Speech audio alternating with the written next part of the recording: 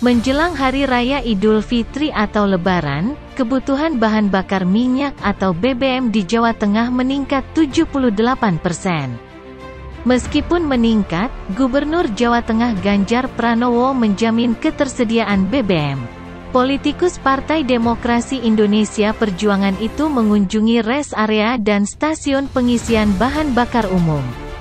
Kenaikannya 78%, ujar Ganjar pada Rabu, tanggal 19 April tahun 2023. Dia memastikan antrian pembelian BBM di rest area ruas tol akan terurai. Ganjar mengaku telah berkoordinasi dengan Pertamina untuk menyiapkan SPBU modular untuk mengurangi penumpukan antrian.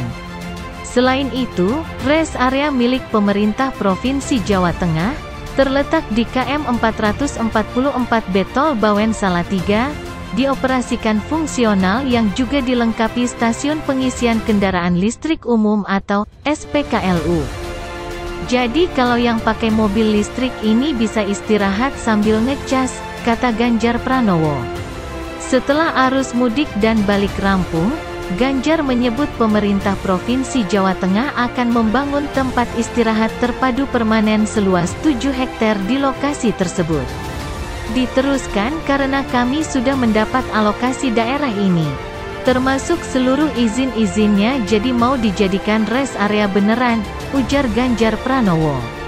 Selain soal fasilitas, Ganjar juga menilai pemandangan di rest area ini sangat cocok dinikmati para pemudik untuk melepas lelah selama perjalanan.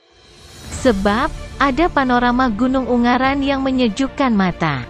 Tempatnya enak, pemandangannya bagus, ke kiri bisa melihat Gunung Ungaran, kalau ke kanan bisa melihat pohon durian. Mudah-mudahan bisa berjalan dengan baik, masyarakat yang mudik kalau capek bisa istirahat di sini, kata Ganjar. Direktur Utama Pertamina Nike Widiawati menambahkan, pihaknya menyediakan stok yang cukup di puncak arus mudik Lebaran hingga Kamis, tanggal 20 April tahun 2023. Jawa Tengah ini yang mendapat perhatian khusus karena paling tertinggi. Kalau kami lihat di historical data, ketika mudik itu yang tertinggi karena ada yang mudik juga dari Jawa Tengah, kata Nike. Dia berharap SPBU modular yang disiapkan di sejumlah rest area wilayah Jawa Tengah bisa memecah kepadatan dan kemacetan. Di samping itu, Nike menyebut Pertamina juga menyediakan layanan antar jemput BBM kemasan. Kami juga sediakan, ada motoris untuk yang di tengah perjalanan sebelum sampai SPBU sudah butuh BBM, ujar Nike. Mari kita bahas satu persatu soal jenis SPBU, di antaranya SPBU regular, merupakan lembaga penyalur yang dibangun di atas sebidang tanah yang terbatas dengan syarat minimal berukuran 1.500 meter persegi. Dan memiliki fasilitas SPBU yang dibangun berdasarkan rancangan. Selanjutnya SPBU modular, adalah lembaga penyalur yang memiliki sarana dan fasilitas yang dapat berpindah. Yang didirikan sebagai alternatif bangunan untuk memenuhi kebutuhan BBM non-PSO di lokasi tertentu. Untuk kebutuhan SPBU modular yang memasarkan produk BBM PSO dan premium dapat dimungkinkan atas pertimbangan tertentu.